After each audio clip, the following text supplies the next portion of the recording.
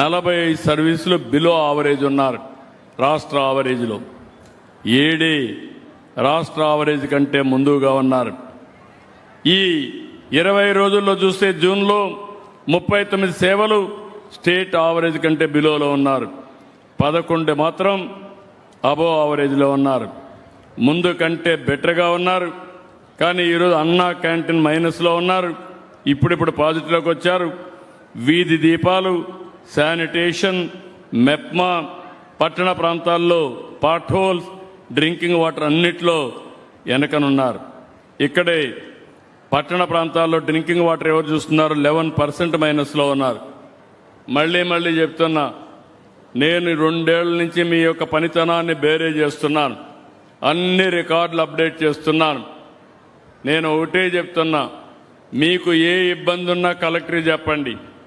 ఎక్కడ నిధులు కొరతుంటే ఇస్తాం. నా ధ్యేయం, నా ఆలోచన ప్రజలకు మెరుగైన సేవలు అందించాలి. దాంట్లో జీరో కాంప్రమైజ్ అని మరొకసారి విజ్ఞప్తి చేస్తున్నా. ఎన్టీఆర్ భరోసా కూడా మైనస్లో ఉన్నారు. గ్రామీణ ప్రాంతాల్లో పాట్ హోల్స్లో కూడా మైనస్లో ఉన్నారు. సర్ఫ్ కూడా మైనస్లో ఉంది. స్ట్రీట్ లైట్స్ మైనస్లో ఉన్నాయి. గ్రామీణ ప్రాంతాల్లో త్రాగునీటి సమస్య కూడా మైనస్లో ఉంది. ఒక్క CMRF మాత్రం ఇప్పుడు మైనస్ అయింది, ముందు ప్లస్లో ఉన్నారు. స్టాంప్స్ అండ్ రిజిస్ట్రేషన్ మైనస్లో ఉంది. F లైన్ సర్వే, రీసర్వే కూడా మైనస్లో ఉంది. వాహన మిత్ర పాజిటివ్గా ఉంది. అది కూడా వాహన మిత్ర రిజిస్ట్రేషన్ మొన్నే డీలర్స్కే అప్పజెప్పేశాం. అక్కడే చేసేయచ్చు, ఆఫీసు పోయే పని లేకుండా. డ్రైవింగ్ లైసెన్స్ మైనస్ ఉంది. ఆర్టీసీ బస్సులు కానీ బస్ స్టేషన్లు కానీ మైనస్ ఉంది. ట్యాక్సేషన్, ట్రాన్స్పోర్ట్ డిపార్ట్మెంట్ బాగా మైనస్లో ఉన్నారు. ఉన్నారా వాళ్ళు ఇక్కడ? ట్రాన్స్పోర్ట్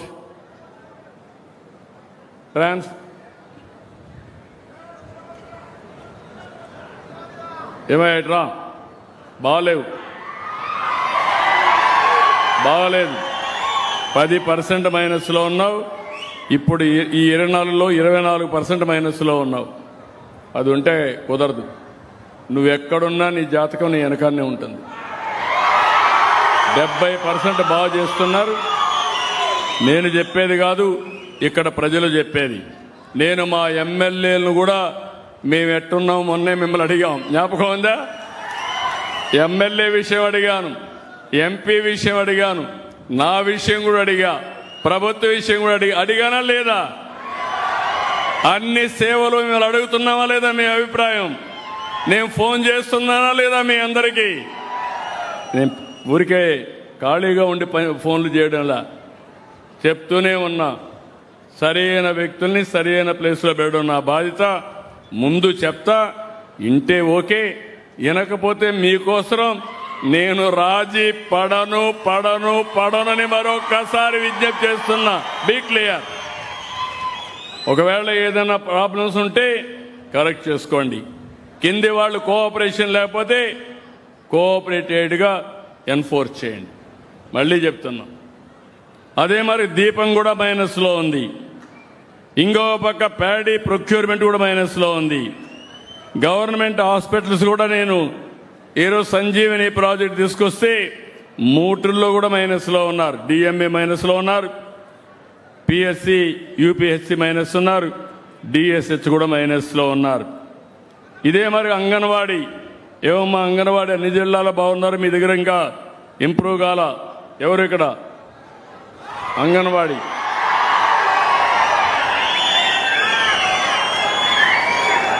ఏం తల్లి, పైకి రమ్మా, పైకి రా.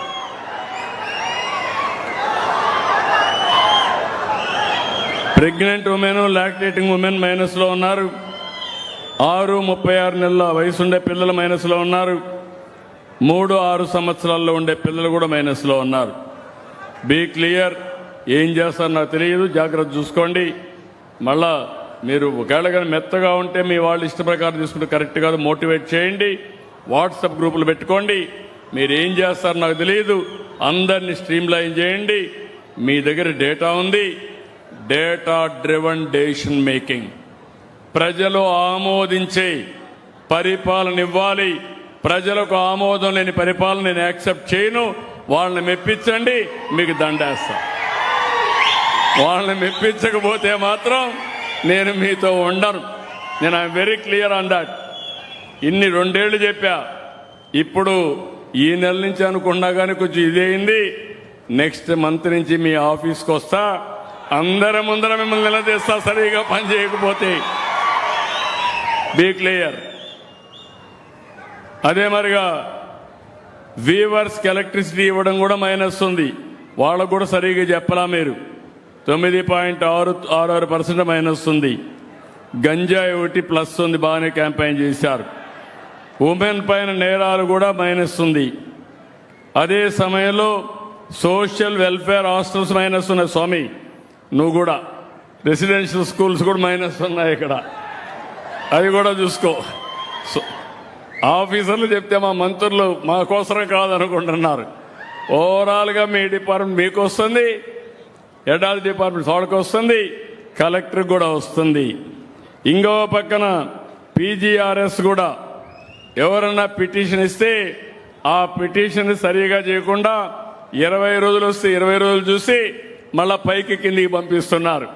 ఫుట్బాల్ ఆడుతున్నారు అప్లికేషన్లతో. పేదవాళ్ళు ఏదైనా గ్రీవెన్స్లో పెడితే పరిష్కారం చేయాల్సింది తిప్పించుకునే పరిస్థితికి వచ్చారు. ఇవి కూడా కరెక్ట్ కాదు. నేను అందుకనే తమ్ముళ్ళు ఇక్కడ కూడా గిద్దలూరులో ఇక్కడ ఒక ఆఫీసర్ ఉన్నాడు, నోడల్ ఆఫీసర్. ఎవరయ్యా? అశోక్ రెడ్డి నోడల్ ఆఫీసర్, ఇద్దరికి రెస్పాన్సిబిలిటీ ఇది. నోడల్ ఆఫీసర్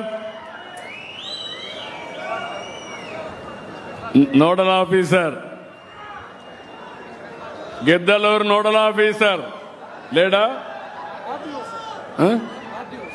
ఆర్డీఓ లేడా ఇక్కడ? ఆర్డీఓ గారు ఏంటి నీకు తెలియదా?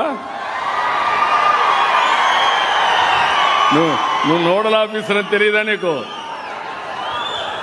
Mic mike mic.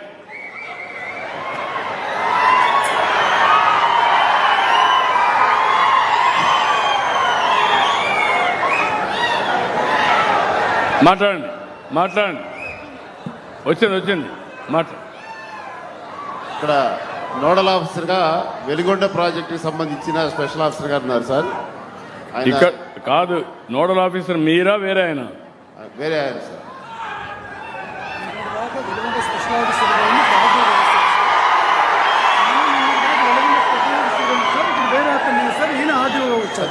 ఆర్డీఓగా వచ్చాడు కానీ ఎవరు ఇన్ఛార్జ్?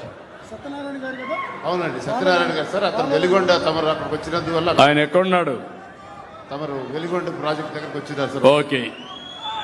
ఇక్కడ 30 అశోక్ రెడ్డి గారు 31 సర్వీసులు రాష్ట్రంలో బిలో, 14 సర్వీసులు అబౌవ్.